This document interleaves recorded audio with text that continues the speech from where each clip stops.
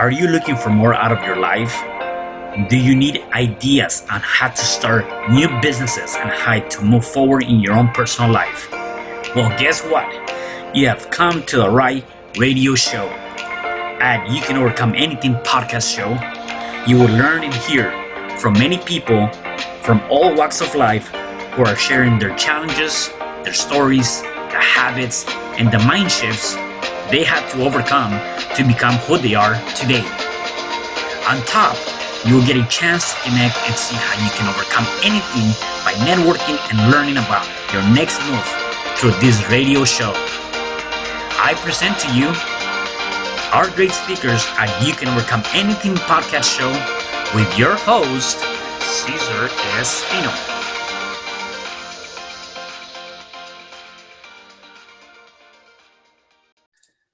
Hey there, welcome back to another episode of You Can Overcome Anything podcast show. It is your host, Cesar Espino, and you can find me at www.CesarRespino.com. Today I have a special guest. His name is Joegraham. Hey, Joe. Hey, how you doing, Cesar? I'm doing good, man. I'm doing good. Thanks for being here. Let me just get started by giving our listeners and viewers a little bit of your background, and then we can dive into your story. Awesome. So Joe, for the last 14 years, he has mastered the art of sales. He helps people find solutions to their problems, and he has won multiple awards, including two-time President Club winner for Spectrum Enterprise. He loves helping people achieve their dreams. That's awesome, Joe. I mean, that's pretty awesome, and definitely, I know sales is one of those things where I think is a little bit challenging for many. I know for me, even getting on the phone and trying to get into like cold calling or any kind of sales, sometimes can be a little bit intimidating, and definitely want to learn a little bit about your techniques and tools and things that you do. Before we dive into that though, why don't you give me a little bit of your background in terms of your upbringing and who is Joe? Sure.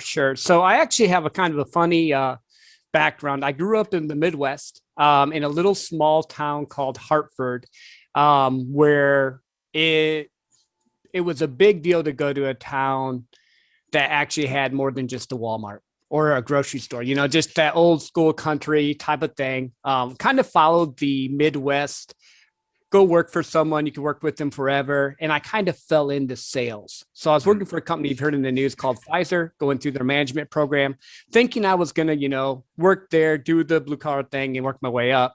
They downsized and I literally had to find a new job. I had a young family. I was working on a degree, hadn't even finished it yet. And I had an opportunity to do in-home sales. And you mentioned being scared out of your mind. Funniest story, and I'll be super quick on it. First deal I ever did, went into this guy's house. It was for a gutter job. Now, mind you, now I sell multi-year contracts, hundreds of thousands of dollars. But at this time, it was a $2,500 gutter job.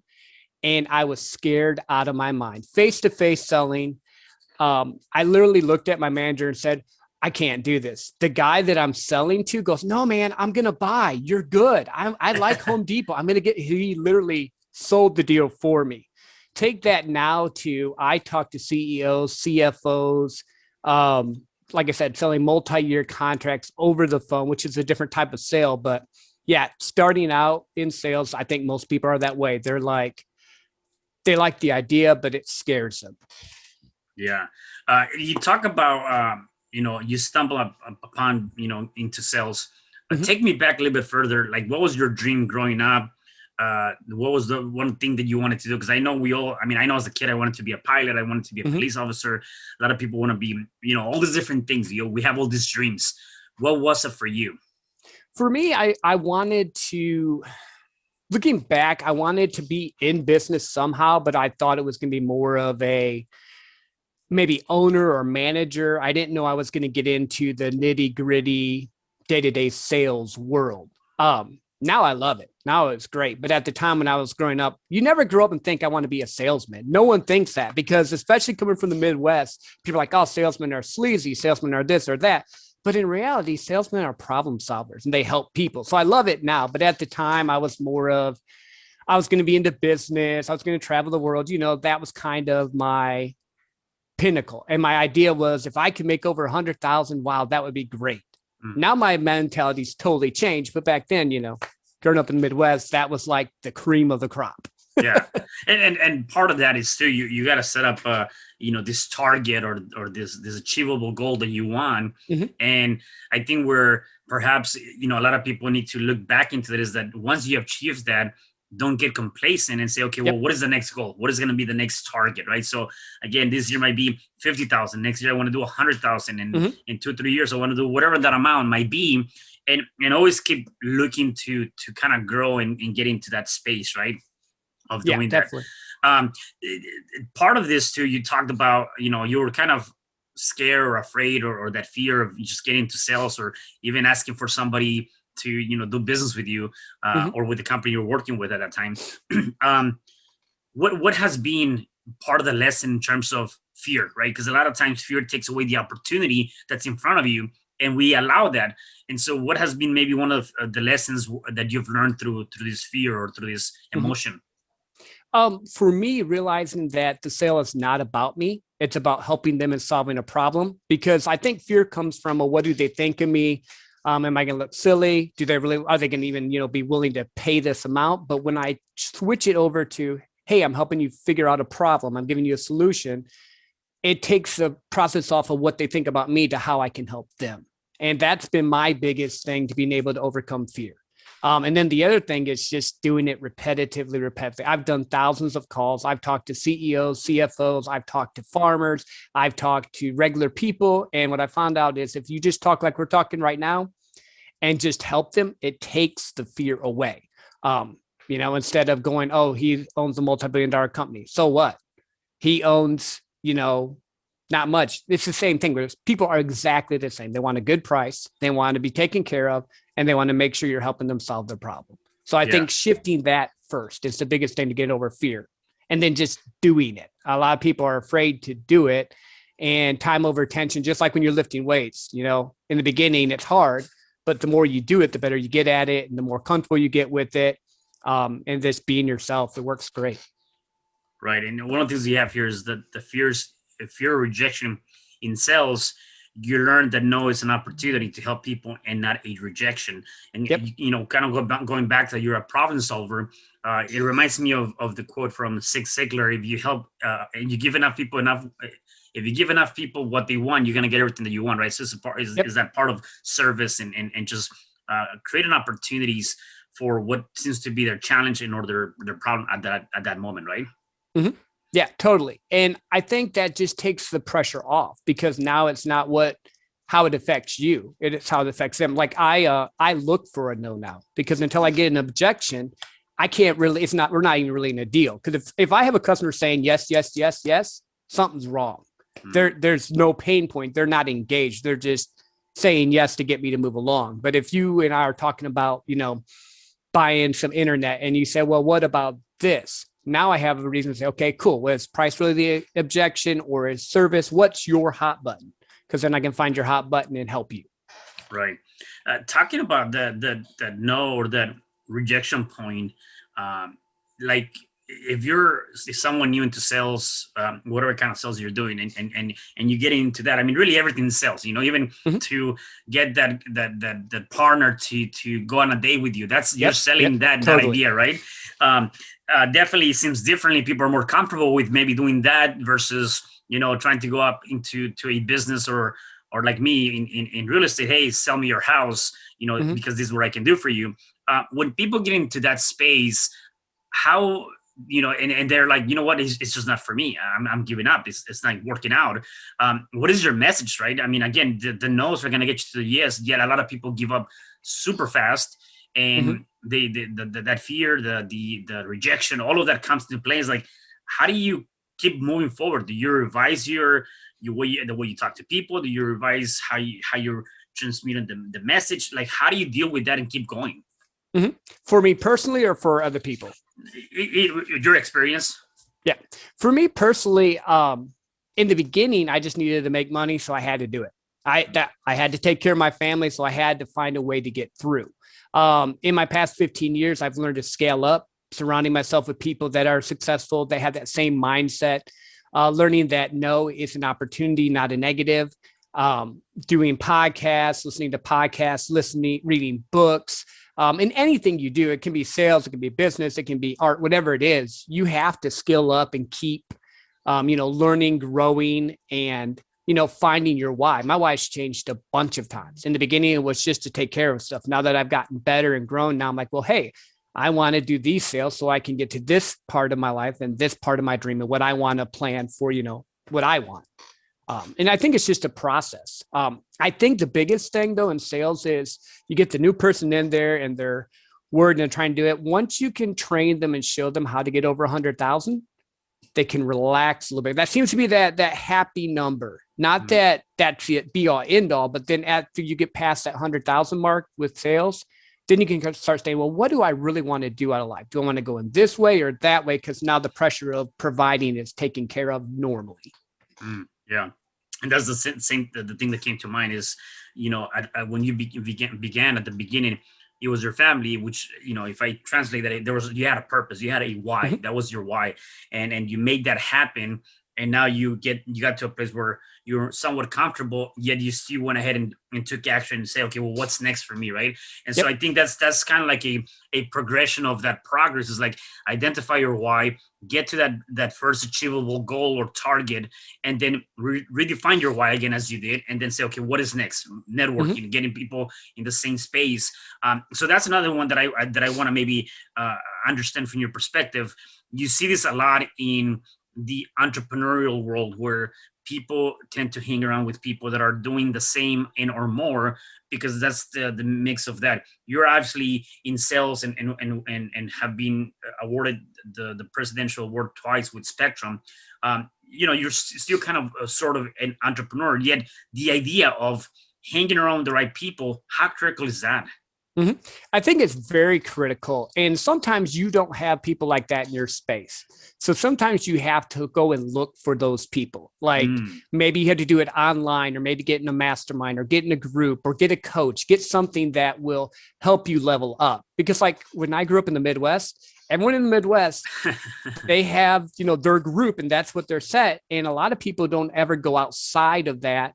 So like with me with sales, I used to find the top guy wherever I was. And then when I became the top guy, well, now I talk with entrepreneurs, I network with people. We're in some of the same circles, network with people, leveling up, just doing whatever I can to push myself a little bit more, because sales is really being an entrepreneur. You just don't have the overhead. So instead of having to do all the other overhead stuff, you're more focused on the selling part, but it's still entrepreneurial because you have to go out, get the deal, sell the dream. Yeah, exactly. No, definitely. You were talking on a recent post a couple of days back about kind of like the mind and the things that you focus upon and the energy that you're putting out and all that stuff. How critical is that, and has that been for you in terms of the thoughts, the ideas that you fit into your head, and how you go about your day to day to be successful?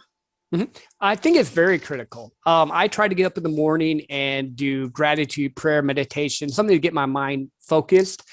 Because what you put into your head is how your day is going to go. If you wake up and you're thinking about all the negative stuff and all, they're going to hear it on the phone when you're talking to your clients or face to face, because it comes off of you. That's just how it works. So I think finding, at least taking 15, 20 minutes, self-help, self-care, whatever term you want to use in the morning, just to get focused. And then there'll be times during the day where I'll stop, I'll go for a walk, I'll refocus, because, you come in, you get all these problems and you're doing stuff and you're like, okay, crap. And you get that weight of you, and you just have to sometimes just step back for a moment, refocus, and then go again. But yeah, I think it's huge, crazy important. Yeah. Can you give me like maybe 3 golden nuggets for maybe somebody that might be doing cold calling in terms of preparation before you pick up the phone and you make that first call and you get into the routine? Can you see if you can think of maybe 3 different things that somebody can do to be prepared for that and then kind of win the day, whether they get yes or no, doesn't matter. They kind of win and nominate those calls. Sure. Know your numbers. So if you've been doing it for a while, know how many people you need to talk to get the results you want. So like in my industry, if I reach out to 100 people, I'm probably going to get 20 people that will talk to me. Of those 20, 10 will have a conversation. And if I can convert 5 into opportunities, that's great. So know your numbers. 2, have a prepared script. Now, a lot of people don't like this. I've been doing this for a long time. So mine will fluctuate, but I still have a plan and an outline for the call. So I don't just call and say, hey, Cesar, do you want fiber? I'm like, hey, Cesar, I have this, and I'll have a hook, and I'll just walk them through that sales process. And then celebrate your small wins. Say you made 100 calls today, even if you didn't get, a deal from it or didn't get anything, you made 100 calls and you're being consistent with that time over attention, you're going to start getting those wins. Yeah. What about in terms of building and or gaining confidence to actually get on that phone and not be nervous, although the other person is on the other side, right? Because right now with everything going on, there's not a whole lot of, you're not doing a lot of door knocking or whatever in sales, you were doing one of those two things, right? Calling, door knocking, sending flyers, whatever the case may be. Some people have that fear of that confidence that I'm on the phone. I don't know how that person's going to react. They're going to tell me off or whatever the case may be. What would be something to gain that confidence? Say, you know what, you got this. Going back again to the role playing with someone that that will help because that will get you more confident on your thing. Making the call. Sometimes you just have to get in there and get punched in the mouth. We have this old term in sales. One of the sales jobs I did was with oil and gas. And he said, sometimes, man, you just got to go in and get bloodied. And in reality with it, sometimes you just got to go in, make the calls. And I look for a no right from the go. I tell new people I'm helping train on my team, look for a no, because once you get past the first no, the second no is not a big deal. It's just that first initial one, kind of like we were talking about with dating. When you go to talk to the girl at first, if you don't, that initial apprehension, but once you start talking, it goes away. You might still get a no, but you just got to get past that first step. So just do the hard things, have a plan of action always. And in the beginning, follow a script, know the script, know what you're going to say. So when you're doing it, so like if I'm cold calling real quick, I might be like something like this. Hey, Cesar, Joegraham, Spectrum Enterprise, real quick, good news. Did it for a couple things there. Real quick, simple. Everyone's busy. So if I say, hey, real quick, you're like, okay, it's not going to be too long. Good news. Everyone wants to hear good news. And then I might go into my pitch. Or, you can just do different little word things in your tonality and in your talks that's going to help get you there. So like my expertise, I've done face-to-face, but I love phone sales. So my expertise is more on that. There's a tone you can use. You can switch up your voice. There's a lot of different things you can do to kind of play around with it and have fun with it. I look at sales as a game. That kind of helps me get past the fear, because if it's a game, I've lost in games before. I played video games before and you lose, but you just play again.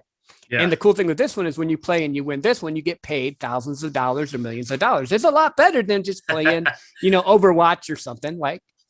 Yeah. It just reminded me of something, tonality and all these different things. And there's some statistics, and I want to get your input on this.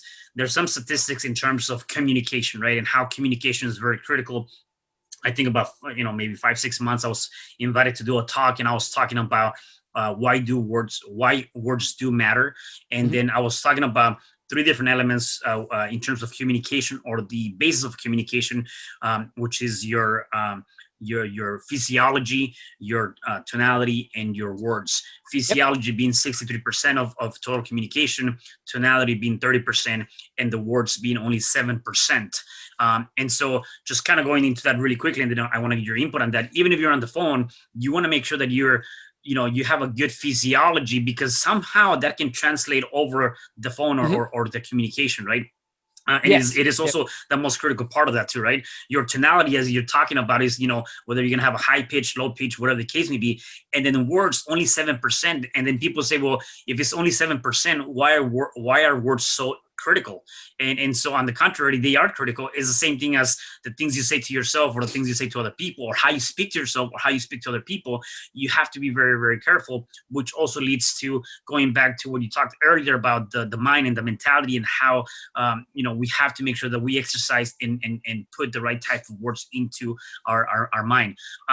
Taking those 3 different components, how much of those do you use on your calls or phone calls? A lot. So I agree 100%. Tonality is important. Your physiology, how you come across, is important, because sales is a transfer of energy. You want to get the customer excited, engaged, whatever you're trying to do with them there. Tonality, on the phone, you have 5 seconds to get the customer's attention. That's why you got to be super quick. Face-to-face is 14 seconds because you get a little bit more time if you're face-to-face. And the words are just kind of like the building blocks or the key things that will pull them in a little bit more. Salesmen, really good salesmen and women are storytellers. So when you come in, you want to come in and just captivate them, grab them, maybe lower your voice a little bit, match their tone. So I do this a lot. It actually, my wife will laugh at me sometimes because I'll be out in public and I almost call it a chameleon effect, but in a good way. Like I can almost go into any group, and I'm sure you can do this too, Cesar, and I can adapt and become that group. It's like a natural habit because I do it so much. So if I'm talking to someone in New York, I'm talking fast, I'm talking direct. If I'm talking to someone down south, it's going to be a little bit slower. Yes, ma'am. No, sir, whatever, because you want to make them comfortable. And then the tone is just, depending on your script and what you want to do and how you're getting them to engage. Your words are really, 7% sounds about right. Because if you have your physiology correct and you have your tone right, you can talk to them. I've seen it done. Great salesmen talking about nothing, but their stuff is right. And they'll get them to close like big deals because they got the other two parts correct. Yeah, definitely. And talking about just blending into any kind of group of people or that in NLP, neuro-linguistic programming, that is called mirroring. So you're mirroring the other person in terms of those things. And so again, it's a pretty neat technique in anything, right? Not just in sales, really in business or in relationships that can help you in many different aspects. Joe, what has been one of your biggest lessons up to this point in your personal life and in your career? Mm-hmm. Well, career-wise for sales, it's don't do it with my pocketbook, meaning that when I'm talking to someone or selling them something, don't think with my pocketbook. So like case in point, I sold a doctor when I was doing oil and gas. And that was, we were selling limited partnerships on average, $50,000 to $100,000 in investment, right? So I had gotten him to do an investment for $50,000. And then we had a new project come out and it's right around Thanksgiving. I'm like, okay, cool. Maybe he'll do another 50,000, think with my own mind. And so he's like, hey, I'm an ER doctor. I can only talk at the day after Thanksgiving. Can you do that? I'm like, cool. So I send him the information. Long story short, I'm going to go up and talk to this guy. So I say to my wife, hey, I got to go talk to this guy. It's probably gonna be an hour because I'm just thinking it's going to take some time. I get there. I pick up the phone. He goes, I looked over the information. I want 2.5 points. So that's 250,000. It was like a 3 to 5 minute conversation that I made 25K off of because I used to get 10% of that deal. And at that point, I realized, let's not think with my pocketbooks because sales is a made up number. People pay thousands of dollars for a phone. Other people will pay hundreds of dollars for a phone. It's just the value you add to it. So if you bring a value to them, people will pay different amounts for it. So on a sales thing, it's that. And on a personal life thing, don't ever stop learning. Always grow, always adapt, always get better, always surround yourself with people that will make you grow and even challenge you and tell you when you're not doing right. You don't want people to say, oh man, Cesar, you're always doing great. You want the ones that are going to say, you know what, Cesar, I love this, and this about you. But if you change this little bit, those are the people I like to talk to. I don't like the, for lack of a better term, butt kissers. Yeah. I don't need a cheering section. I need people that are going to help me level up. Right. The people that are going to tell you the truth, even if it hurts, right? Yeah, because they're doing it because they like you. We're not talking about the jerk that just wants to tell. No, right. Yeah. We're talking about people that, you trust, that have proven themselves, that you believe in, Yeah. Them talking into your life. Yeah. And I got that from Les Brown. He was talking about exactly that accountability or having those friends that he's like, I have a friend that he will call me out on everything that I'm not doing right, even if it's going to hurt me, yet he's doing it because he cares for me and he loves me. And those are the kind of people that I want to have in my space, which is awesome. One thing that I like that you mentioned here is you got to dream big, write a plan, set key goals to achieve them, and enjoy the journey. And I really enjoyed the fact of that, enjoy the journey. And I want you to elaborate more on that because, again, sometimes we forget about the journey. We're so caught up on the moment or on, I got to make this money. I got to do whatever, right? And then you forget about enjoying the journey. And sometimes you might achieve that, by the way. You might get that. Let's just say you set yourself a goal of making $50,000 and you're grinding and you're going at it and you make that goal and you make the $50,000. yet you're not happy because you didn't enjoy the journey. So tell me more about that, because I think that's so critical to really understand, and what does that really mean? Mhm. Well, for me, it comes back to why am I doing things? Um, for a long time, I'm an atypical, alpha driven. I want to win. I'm very competitive. But what am I doing this for? So for me, enjoying the journey would be I'm working hard so that I can take my family on trips, or I'm working hard so that I can experience this. Once I got that fixed, it seemed to make it a lot easier and the money started to come in. What I mean is because I got past the, oh crap, I'm just trying to pay bills fear zone into, I guess, for lack of a better term, the faith zone, where if I put this amount of time and this amount of effort into it, then I can build the life by design that I want. And then I can also help as many people as I can, because if you're broke, you can't help anyone. So one of my things that I want to do is to be able to help more people. I definitely want to I just went to Hawaii a little while ago. We went to Florida. I do stuff. I do a lot of fun stuff, but I also like helping people. That's kind of one of my goals with, as I scale more, is just helping people first, maybe in their sales, but also, like battered women's homes or people in need that I can help, because if you don't have money, you can't help anyone. So that for me is kind of part of the journey. I know I kind of went a little bit off there. In the process, it's just the learning and the growing and the leveling up. So like 5 years ago, I was in a bad job, dead end job, working my butt off, tripping out, almost nervous breakdown. Like literally I'd come home and I would just want to drink. And that's just not a good place to be. Fast forward to now, like you mentioned, I've won a couple awards with Spectrum Enterprise. I am one of the top people in mid-market for a multi-billion-dollar company. But I've gone through that whole process of being at the bottom, going all the way back up to the top. And I've done it multiple times. So I've been doing this for 15 years. So there's been times when I've been at the top and then you go down and you go back up.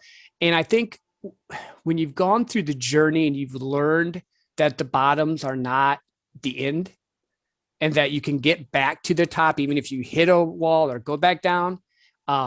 You've learned the process to create wealth. You learn the process to build your business. You learn the process to build that life. You're able, even if you lose stuff or have that hit in the road, you're able to come back. So I guess that's what I talk about, enjoying the journey. And then just taking time to actually enjoy it. Because that's the other thing I have to do. I know a lot of salespeople, entrepreneurs, we work, we love that, but do we actually enjoy and go? Like when I went to Hawaii, I left my laptop at home, because the trip before that, I took my laptop when I was working, and it's like, why am I doing this? Wife helped me out on that. She's like, look, you're on vacation. You need to be on vacation. Yeah, it reminds me of Jim Rohn. He has a story where he talks about, you're going to the beach with your family, but yet you're bringing the office with you on your head. So you're on the beach with your family, but all you can do is think about the office and the office work, right?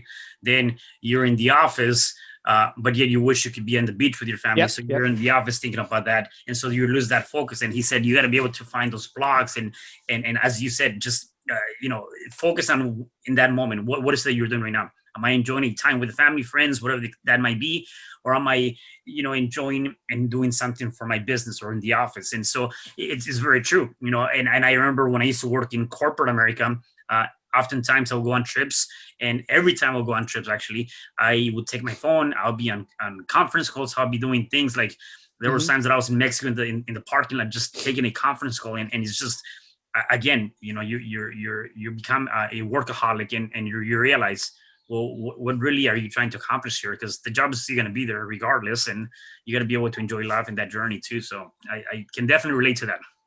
Yeah, no, it is so true. And I'm learning that more. And that's why I'm looking and doing different things to expand what I can do. Because I still am in the corporate space and that pull. And I can see a shift coming soon, just because, it's crazy because they do not, and I love my job, don't take that wrong in case anyone's watching, but they will replace you in a week if you're gone, but your family won't. So make sure you have your priorities right.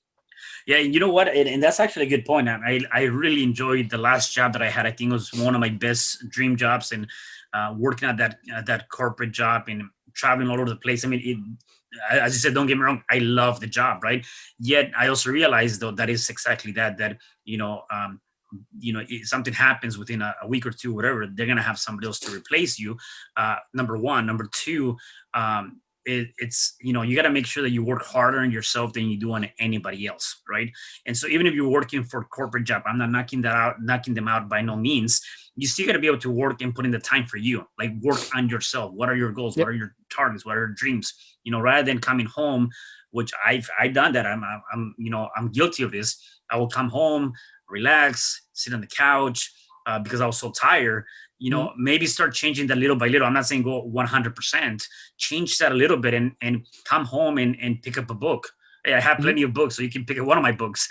Listen to podcasts, or maybe start thinking about that idea or create something for you. Because again, you want to make sure you work harder on yourself than you do on anybody else. Because at the end of the day, you got to take care of yourself and your family. That what you said there is what I've been doing over the past probably 3.5, 4 years. So I think I mentioned maybe 3 years ago, or like we kind of connected. Yep. And I've just been on that journey of going from just being a salesman, workaholic, to I've got my health right, where I've been working out. I schedule time to listen to podcasts, to read. I did like that 75 hard thing just so that I could, get that mental focus thing. And I think it's kind of funny. It's kind of like what you said. You go through and you do the corporate thing, and then you start to get it to build, and you're like, there's more to life than just this. And you just kind of go from there. But until you change that mindset and actually schedule time. So I've learned to do that. Like I schedule time at night, even to just have fun. That way it's not like I'm always leveling up doing this.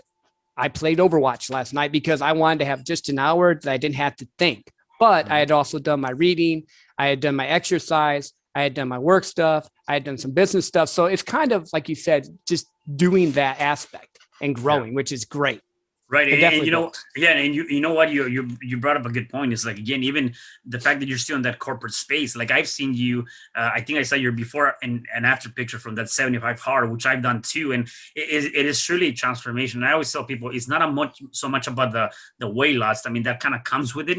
It's more about the resilience and the mindset and the ability to understand that, you're not going to get influenced easily. Like, one of the things you have to do is don't drink, alcohol. And sometimes like I'll go to a party and like, hey, have a shot, or how is my birthday? Like they're trying to influence you, and you got to be able to say, nah, I'm really committed to this, this program, or however you want to put it. Is the same thing as anything like that. And so when you step yourself into that space, no matter where you're at, the influences and or society or people, friends, family, you have control of your life. And it's actually a pretty good exercise to do. Along the lines, though, with all of that, it comes down to like whether you're working for somebody or you're working for yourself, you still got to be able to take care of yourself and do that self-development, that self-achievement, and keep pushing through on that sense. Definitely. Yeah. Joe, if people wanted to connect with you, where can they find you? Sure. So right now I have a couple of places. On Instagram, I'm Jgrahamstoryteller. On Facebook, currently I'm Joegraham. You'll see a picture of me with a hat on from Florida. Eventually I might be popping up a group and doing some more stuff because I think I might move more to the online space. That's in the works. It's not set up yet. But if you follow me at those two there, you can catch me on LinkedIn too. That's more of a business profile. That's Joseph Graham. And then I have a blog. That's just more writings and stuff I do, which is Lifeisseasons at WordPress.com or .org. Sorry. Yeah. Awesome. You've talked a lot about the things that you do in terms of you've been doing the last couple of years. My last question for you is for people that are watching this, and if they're going through any challenge, whatever challenge that might be, what is one thing they can do to overcome that challenge?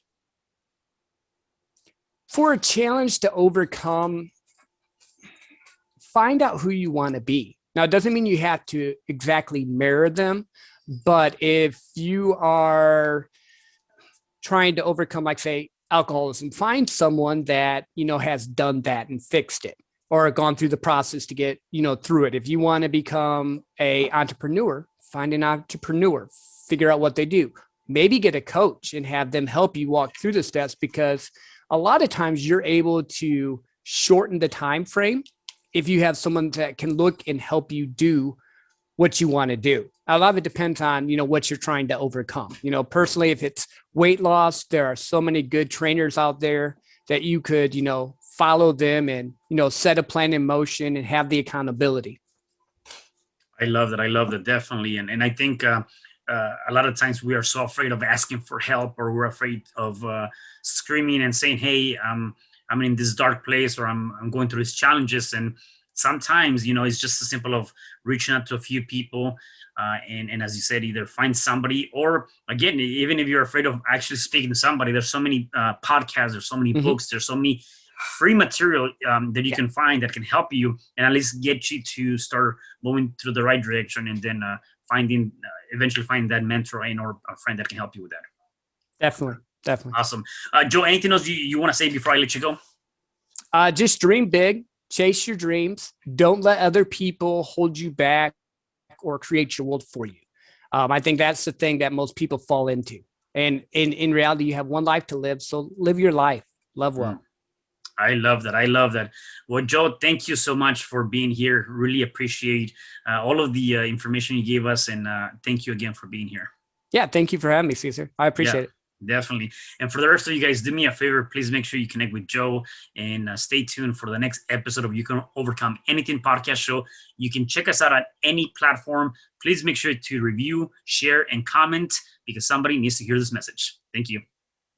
Hi, I'm CesarRespino, real estate investor, business coach, and consultant, and author of the book, You Can Overcome Anything, Even When the World Says No. My number is 424-501-6046. In my book, I talk about making the necessary changes to shift your mind for prosperity and certainty. Pick up your copy at Amazon. I also love helping families with their real estate and can purchase your house fast and all cash. Follow me on Instagram, Facebook, and LinkedIn. My number is 424-501-6046.